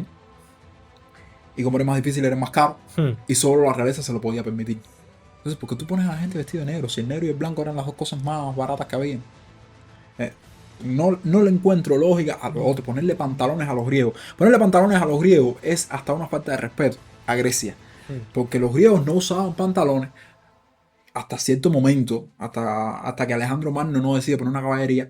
Porque para los griegos montar un caballo a pelo, montar un caballo montado encima de él, era algo indigno. Hasta los dioses tenían carros de combate. O sea, la realeza montaba en carros. Y el pantalón es una prenda que se inventaron casi todas las culturas para poder montar a caballo porque le hacía daño si no montaban el caballo. Los muslos, sí. Exactamente. Entonces, para los griegos, cuando una persona montaba a caballo así, cuando usaba pantalón, era un bárbaro. Era una persona de bajo nivel. A lo mejor eso es lo que vemos en la película. Y por eso. A lo mejor no creo que haya ido por ahí. Ya yo la verdad ya pienso ya que Nolan llegó a un punto en el que él piensa que todo lo que él haga va a estar bien. Lo digo, la película la voy a disfrutar. La voy a disfrutar pese a todo eso. Pese a todo eso. No, es que eso yo creo que es un poco la esencia del cine. En cierto modo, pese a criterios contrapuestos a los nuestros que tuvo el director, que nos llegue lo que el director hizo. Que tiene esa película del 96, ese telefilme del 96, que se toma en serio todo. Los dioses están... se toma la libertad de ponerle personalidades a los dioses. A Hermes lo vuelve un tipo extremadamente juguetón. Aparece Eolo, el del dios del viento. Eolo, el dios del viento. O sea, se lo toma todo como tiene que tomárselo. De hecho, Eolo le gasta una broma a Odiseo. Que esa broma está en la Odisea. Exacto, le mueve el agua de la cascada para que no la pueda llenar. Exacto. Y entonces son cosas que son súper rescatables. A mí esa película me gusta, no digo que no. Lo que no siento que sea más definitiva que la de Kid Douglas. La de Kid Douglas me parece que respeta más otras cosas. Claro, más absoluta. Quisiera, porque la vi justamente ayer, quisiera que cerrásemos un poco este recorrido a priori con el regreso de Ulises. Pero antes, no se puede evitar, y menos a estas alturas del tiempo, que tanto se ha pronunciado la crítica y los especialistas y los músicos y los fans del audiovisual. Antes de caer en Epic, que me parece que es a donde va es a Epic a donde quiero que... No, antes de caer en Epic hay que hablar de Troya. Ah, bueno. Hay que hablar de Troya. Troya, te voy a decir algo. Yo creo que uno de los... me imagino que te irrite eso. El caballo de Troya no se le atribuye a Ulises en Troya, sino a Aquiles.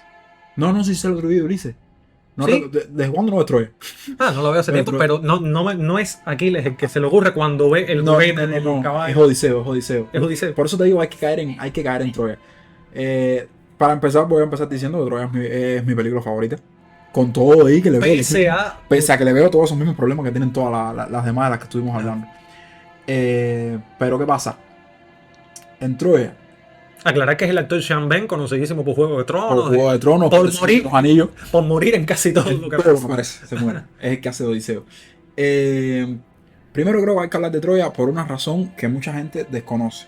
Troya era una película que quien primero la iba a dirigir era Christopher Nolan. Eso lo sabe poca gente.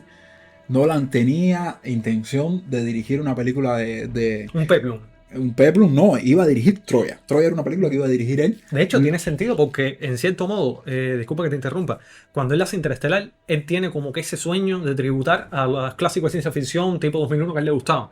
Cuando hace Tenet, está tributando a las películas de James Bond. Es lógico que el peplum también fuera para él uno de esos recreos de niño. Exacto, que quisiera. Como tanto hemos visto con otros directores como Ridley Scott, que está como que siguiendo la antorcha, recogiendo la antorcha de algún director que le gustaba en su momento. De Cecil B. DeMille, por ejemplo. Exacto. ¿Qué pasa? Troya era una película que iba a dirigir Christopher Nolan, pero en el mismo momento en el que ya estaba preparando todo para empezar filmaciones y todo, o creo que el guión todavía no estaba completo, decide Warner, que es la distribuidora que hace Troya y también la distribuidora que hace Batman, decide darle la responsabilidad de adaptar a Batman Begins. Entonces él decide irse por la que más dinero va, la que más segura estaba. Oye, pero qué bien lo hace, porque Batman Begins a veces es la que más me gusta. No, a mí es la que más me gusta de las tres. Porque es en la que menos complejo tiene Nolan con Batman. A partir de la segunda, Nolan empieza a centrarse más en los villanos porque Batman como que le da repelo. Yo lo noto así, a mí que me digan lo que sea. Pero cuando le dan a Nolan Batman Begins, él suelta el papel de Nolan y es cuando se lo van de Troya y es cuando se lo van a Wolfgang Petersen. Y Troya tiene una cosa que yo creo que una de las mejores adaptaciones de Odiseo hasta ahora, de Odiseo, no de la Odisea, Sí. está en Troya. En Troya, que a Troya sí le pegaba esta idea de Nolan de voy a hacerlo todo más realista, porque incluso la película de Troya es un intento realista de Sí, la claro, guerra de Troya. De la guerra de Troya. No aparecen dioses, la única diosa que aparece es la madre de Aquiles y nunca te dicen que es una diosa. Tampoco Entonces se dice. te menciona, hay un muchacho que hace el rumor, dicen que tu madre es una diosa inmortal, que nadie te puede matar, y él le dice, ¿para qué voy a llevar un escudo entonces? El O sea, elemento fantástico está en el talón al final. y Sí. puede hasta funcionar porque se toma la libertad de ponerle una flecha en el talón, pero varias flechas en el cuerpo. También. O sea que tú no sabes cuál fue la que fue mortal. También. Eso lo ponen única y exclusivamente para que esté ahí, para que sepas que lo mataron. Y Troya se toma muchas libertades con respecto a la Ilíada, muchísimas. Pero respeta el material de origen en cuanto a lo que es la epicidad, en cuanto a que Brad Pitt es Aquiles. No es que él se parezca, no es que él haga bien el papel. Tiene no, la no. personalidad, tiene la cólera. Es Aquiles, Sí. por donde quiera que lo vire. Pero lo Odiseo. Y la química que tienen Sean Ben y Brad Pitt. De hecho, la presentación de personajes de Odiseo es muy, ven que tú me haces falta. Eres útil, eres Tú eres de los que no ha visto la versión extendida, ¿verdad? la versión extendida, ¿no? Yo me recuerdo él sentado, creo que en la colina, ¿no? Esa es la versión extendida. Ah, esa es la versión Esa es la extendida. versión extendida. Odiseo está sentado en la colina y vienen unos guardias y lo vienen a ver y le dicen, no, estamos buscando al rey de Ítaca. Y dice, ese come mierda. Prácticamente lo dice, ¿no? Ese estúpido se estaba comiendo mis ovejas y de vez en cuando se acuesta con mi esposa, ¿no? Él empieza a hablar mal del rey Odiseo y ellos se dicen, ¿tú crees que es prudente hablar así de tu rey?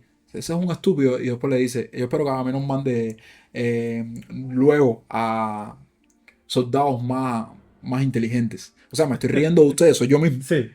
Y esto hay un momento en el cuando él conoce a Aquiles que le dice, le empieza a decir a Primo, a Patroclo, le empieza a decir, para endulzarlo, para que vaya a la guerra también, voy a necesitar hombres jóvenes como tú. Y de buena primera le dice, Patroclo le pregunta, dicen que Héctor es muy buen guerrero, dice, es mejor. Algunos dicen que es incluso mejor que el mejor de los griegos. Te necesito conmigo, Patroclo. Y Aquiles le dice, usa tus ardides conmigo, no con mi primo. O sea que siempre van dejando claro que Odiseo es un tipo inteligente que Claro. siempre está haciendo, y es al que se le ocurre lo del caballo de Troya. Es una de las adaptaciones que más me gusta. Pues te juro que yo recordaba que era Aquiles, o sea, en una mirada como que Aquiles, ese caballo de juguete, lo asocia. De hecho, quien está contando la Odisea, Troya. En Troya hay una voz en off al principio y al ya. final. La voz en Es off de Chamber. es de Sean Ben, Hmm. es Odiseo. Entonces funciona muy bien. De Troya hay que hablar porque justo del deseo que tenía Nolan de hacer la Ilíada, creo que surge esto de hacer la Odisea. Creo que una cosa no hubiese pasado sin la otra. Y yo soy de los pocos tontos que antes de que hubiera un universo cinematográfico y todas esas cosas, hubiese querido que Sean Ben hubiese protagonizado una Odisea. Sí, una Como una especie de spin-off después de Sí, Troya. Sí. Lo que pasa es que no funcionaría por el hecho de que como se renegó tanto de los elementos mitológicos durante Troya, La Odisea abraza todos los mitológicos. no se puede hacer. De hecho, esta adaptación de 2024 vamos a decir, del tramo final, del regreso a Ítaca de Odiseo, es un reverso realista, porque niega mucho, es decir, sucede como en el caso, si no la has visto te la recomiendo mucho, de Robin y Marian, la película de Sean Connery y Audrey Hepburn. Es el héroe 20 años después, desgastado, pero sobre todo renegando un poco de los mitos. Todas esas proezas fantásticas que se relatan son mitos. En realidad yo fui un vulgar matador y saqueador y demás. En mi pasado lo que tuvo es violencia, no tuvo el jolgorio ni el colorido que se representa en el Technicolor de las películas pasadas. Es Odiseo un poco en esa clave realista pesimista, con una mujer que le reprocha cosas, no que lo abraza tan dócilmente cuando él regresa. Y eso me gusta mucho. Es decir, si hay una Odisea realista, esa está en el regreso, precisamente porque se libra de tener que adaptar esos monstruos. Pero ya vamos a hablar de regreso. Vamos a hablar de regreso. El regreso funciona tan bien. El regreso funciona tan bien porque el regreso, los elementos mitológicos tampoco los reniega. Lo que simplemente el regreso, ¿qué hace? Y ahora, Decide contar inteligentemente te dice el momento donde ya los elementos mitológicos no son necesarios. Pero ¿qué veo yo? Que inteligentemente, porque a mí la sugerencia más que la evidencia me gusta muchísimo en la representación de una historia, te demuestra que sí, pudo estar, como mismo uno lo conoce, pero pudo no estar también. Exactamente, hay un momento en el que alguien le dice al Odiseo del retorno, le dice que luchaste contra Cíclopes, no sé qué, y él nunca responde nada. Él te deja la ambigüedad de piensa lo que tú El quieres. silencio es la clave de ese Es la clave de eso, y tú pudieses pensar que sí pasó. También. ¿Por qué yo no puedo pensar que él simplemente sobrevivió toda esa travesía y llegó hasta las puertas de Ítaca Claro. por obra divina? Claro. De hecho, es lo bonito, porque para entender, vamos a suponer, lo que complementa al Robin y Marian de Connery es el Robin Hood, las aventuras de Robin Hood de Errol Flynn de 38, que era todo lo contrario, que era un entretenimiento divino. Y entonces lo conmovedor de este Odiseo es que sí pudo haber sucedido, pero la perspectiva real de que él haya sido, que se haya autoimpuesto ese exilio, conviviendo con otras mujeres en islas paradisíacas, eso llega a ser doloroso y creo que es lo que más yo voy a recordar de la película, ¿sabes? Desde el punto de vista romántico, ese... No, yo Lo que recuerdo pudo ser, a mí la idea de lo que pudo ser el what if, el que hubiera pasado, narrativamente eso a mí me emociona mucho. Hasta las lágrimas en muchas historias. No, a mí me gustan muchas cosas porque, por ejemplo, te da la visión de qué pasa con Ítaca después de que no tiene rey por tanto tiempo. Ninguna película de la Odisea, ninguna adaptación, no me he leído el libro, quizás lo Sí. tiene. En la Odisea, en todas las adaptaciones que he visto anteriormente, es como si Ítaca se autosustentara, se autogobernara sin ningún tipo de problema mientras Odiseo no está. Y Es verdad que está completa ese en vacío. esta, cuando Odiseo llega, eso está virado al revés. Ítaca está sin a manga por hombro. Abusos sexuales. Hay abusos sexuales, se están comiendo la comida, el pueblo no tiene comida, su perro se está muriendo de hambre, Sí. que el momento del perro me encanta. A mí también. De mis favoritos. Y entonces, la película tiene muchísimas cosas que se van a quedar en mí, aparte de que Y el vestuario te habrá gustado, me imagino. vestuario me gusta mucho Se ve muy auténtico. porque abraza la parte de desnudez de los griegos, no Sí. hay complejo. Exacto. Y los griegos no era porque no tuvieran complejos, los griegos era que para ellos no había nada más hermoso que el cuerpo de un hombre desnudo. Exacto. Entonces, en esa película, eso se ve, porque Ralph Fiennes sale desnudo varias veces, Sí, sí. creo, en la película. Oye, y con unas carnes tan convincentes así, habrá bajado de peso, me imagino. Sí, era la cosa que te iba a hablar. Sean parece un guerrero de edad curtido de 60 años, pero un guerrero al fin y al cabo. Sean Ben, me diría. Digo, Sean Ben, Joseph Fiennes, Ralph Fiennes. Ralph Fiennes. Y también me gusta mucho, está muy cruda la escena de la matanza de los pretendientes. Sí, sí, sí. Está muy bien. El Sí, arco, el exacto. momento del arco, de armar el arco, de que nadie pueda armar el arco. Por eso te digo, ella no reniega de los elementos mitológicos.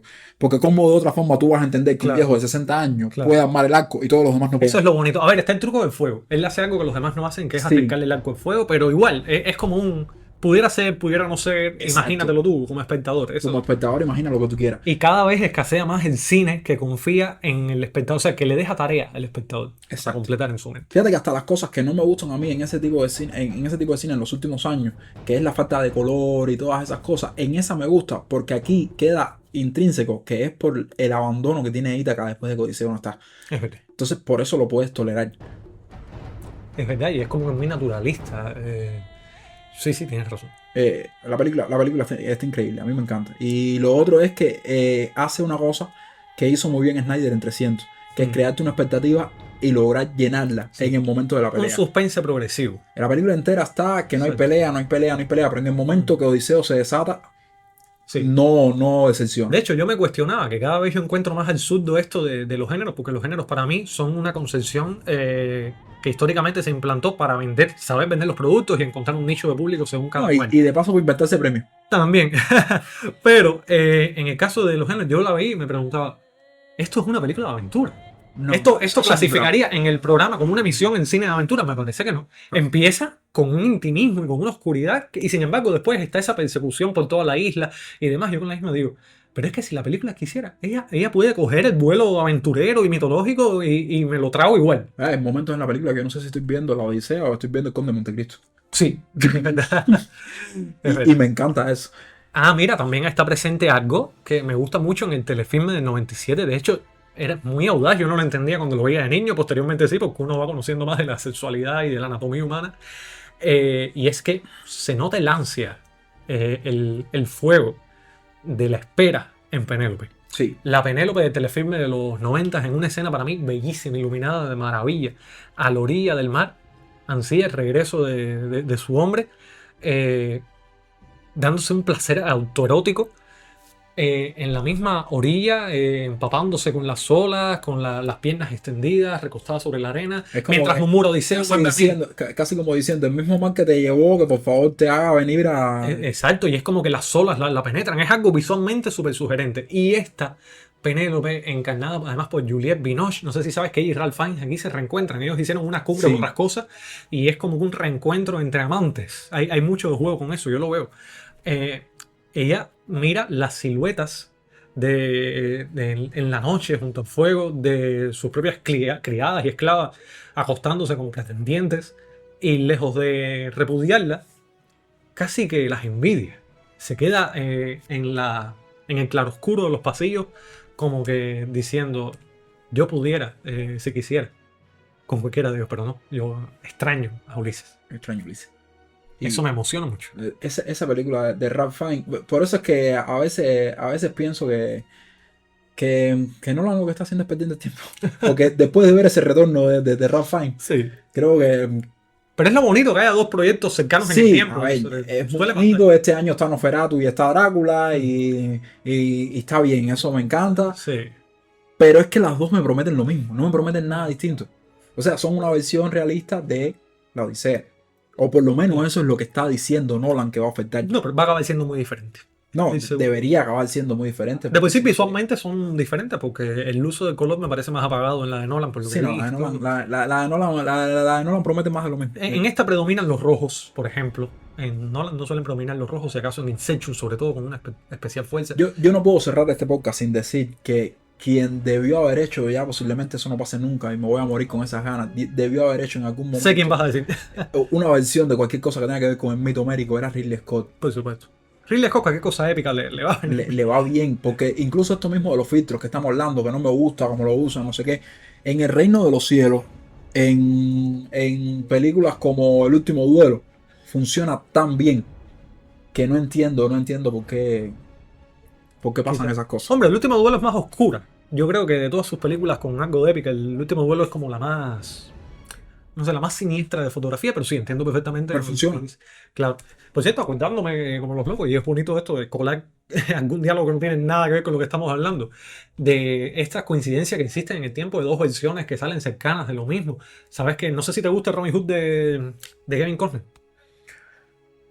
Tampoco soy muy fan. ¿Tampoco eres muy fan? Me gusta, pero Ah. no caló tanto en mí como, Más como me mucha ayuda. gente. Sabes que en el mismo año se estrenó otro Robin Hood británico de mucho menor presupuesto, que es una maravilla, que a mí me encantó, lo vi hace poco. No lo he visto. Con Uma Thurman haciendo de Marion. En mi vida lo he visto, debería verlo. Deberías verlo, sobre todo porque te retrata mucho lo que es la parte económica y política de Nottingham, o sea, con mucha más profundidad que la de Kevin Costner, que tiene sus encantos para mí, pero por otro lado. Bueno, nos adelantamos con el regreso, Y volvemos a caer en Epic. cronológicamente, pero vamos a caer en Epic, que yo creo que... No sé, decías que la de Kate Douglas, pero yo pensaba que para ti la Odisea definitiva era este Epic todavía inconcluso como obra. Que el problema es que Epic sería la adaptación definitiva a cualquier otro medio, pero no a cine. Porque todavía. Aclaremos qué es Epic, porque no es una película completa total Exactamente. a día de hoy. Aclara para quien no lo conozca. A ver, Epic es un proyecto de un puertorriqueño llamado Jorge Rivera Herranz que decidió que podía adaptar la Odisea a un musical. ¿Cuál es el problema? Él compuso las canciones, fue sacando las sagas poco a poco mientras iba adaptando cada canto de la Odisea, o bueno, la Odisea a grandes rasgos, porque no creo que haga todos los cantos. Hmm. Y cuando se fue, él empezó a pedir que la gente que lo seguían hicieran, el que supiera cantar, hiciera como que casting para ponerle las voces a los personajes de Epic, a los personajes de la Odisea. Y a partir de que fue haciendo eso, el fenómeno fue creciendo y además de crecer en ese sentido, los animadores de YouTube comenzaron a hacer, porque les gustó mucho la idea, hacer animatics y storyboard de cómo se vería Epic si fuera una película animada. Entonces Epic es un proceso a medio hacer entre el cine y solo el musical, porque ya hay animatics, ya hay personajes bastante entrañables, el musical está completo. Y a mí me funciona incluso como audiolibro.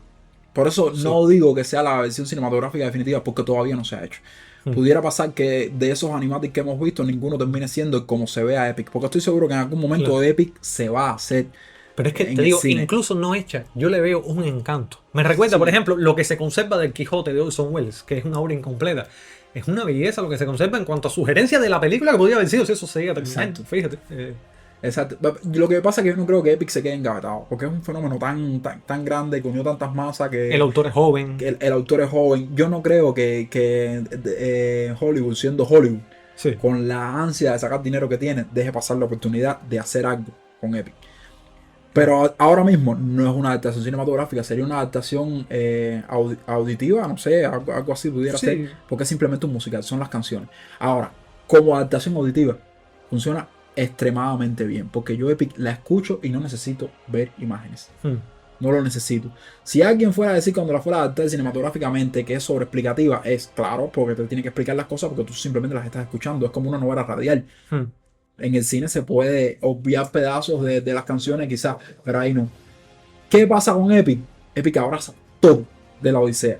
E incluso se toma la libertad de darle su propio enfoque a Epic. Pero su propio enfoque respetando el viaje del héroe, respetando la parte de las ganas que tiene Odiseo de volver con su familia, Sí. respetando muchísimas cosas. ¿En qué cambia? En el por qué castigan a Odiseo. No sé por qué castigan a Odiseo en la primera, creo que fue por saquear un templo de Poseidón. Injuriar a los dioses es el concepto. Exactamente.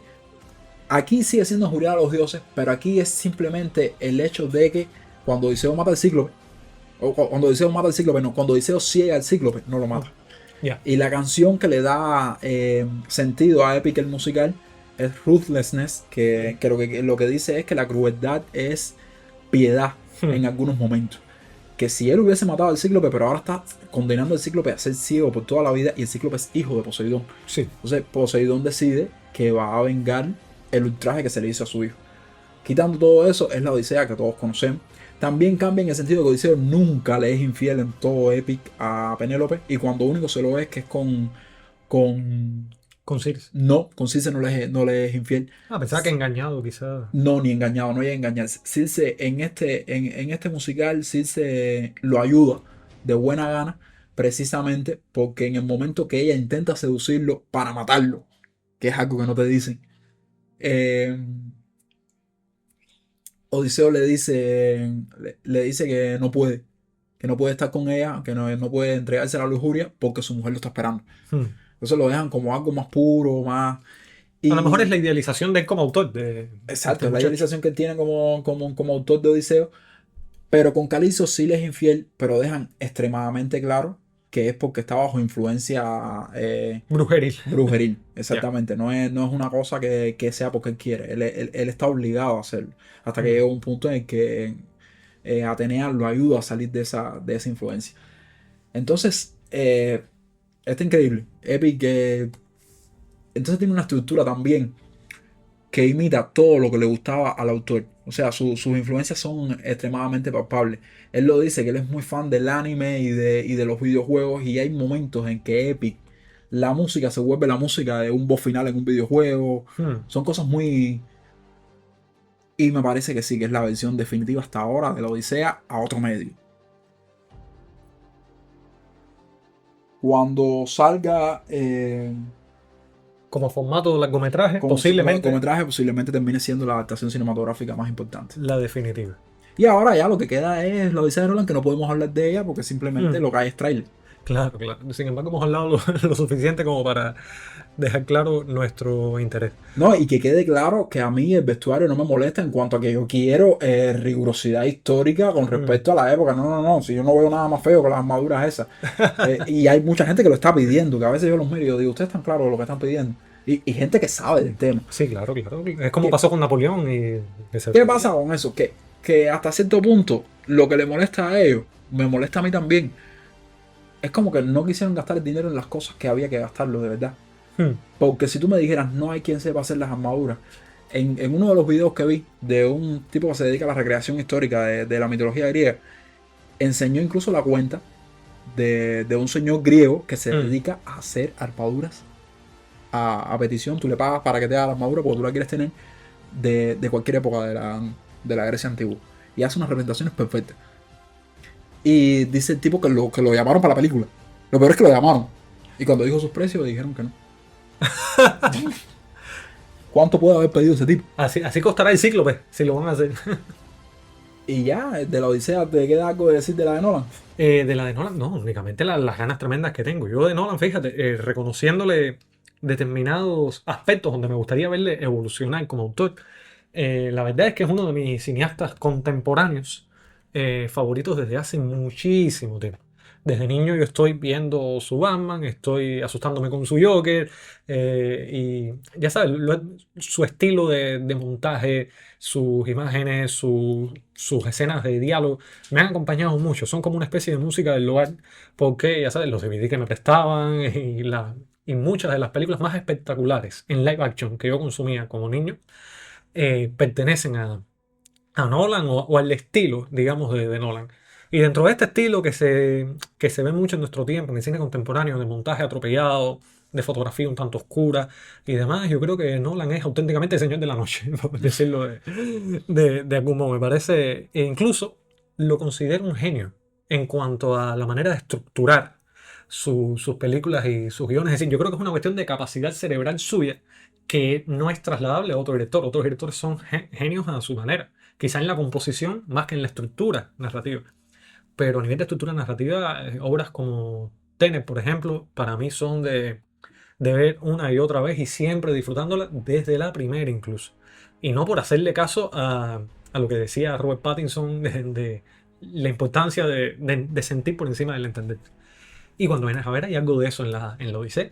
Y hay algo de psicologismo en la Odisea, hay que ver. A mí me da risa Tenet porque Tenet es una película que divide muchísimo. A mí me gustó, pero mucha gente dice que es un bodrio. Una tomadura de grandísimo. pelo y demás.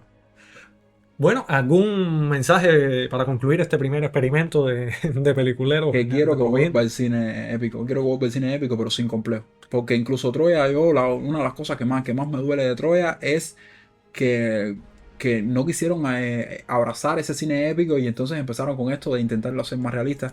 Los dioses tienen que estar, los dioses máquinas tienen que estar. Eso funciona, eso no es ningún problema. Y aquí pareciera que no iba a funcionar. No, y que se siga, sobre todo que se sigan viendo versiones, porque también la frecuencia, si te das cuenta, es muy distendida en los años. Tenemos desde el cine mudo, no volvemos a tener una adaptación realmente importante hasta el 50 y pico, y de ahí hasta el 90 y pico. Entonces, tal parece que lo dice es tan elemental y tan básica que asusta un poco la idea de recrearla más de la cuenta. Bueno, nada, ¿alguna recomendación para los oyentes? ¿Alguna película épica para dejarles de regalo como recomendación antes de cerrar? Si tienen el... Yo les recomiendo Excalibur, fíjate, para mí no falla. Tú sabes que de cine épico, y quería hablar del tema ese, pero no pega con lo de ahora. En algún momento podemos hablar ¿De cine del artúrico? ciclo. Exactamente, del ciclo Claro, artúrico. por supuesto. No es Excalibur. Yo disfruté muchísimo El Último Caballero, o El Primer Caballero, El primer caballero, wow. la de Sean Connery. Esa reniega de la mitología y de la magia por todos lados. Sí, pero... Tiene algo también. Pero tiene algo. Sí, sí. No reniega de lo que es una película de aventura. Por supuesto. No, y ese es su encanto precisamente. Entonces, mira, recomendamos los dos algunas del ciclo artúrico. Sí. Casi como una promesa de algo que puede venir pronto. Así que nada, amigos, hasta la próxima.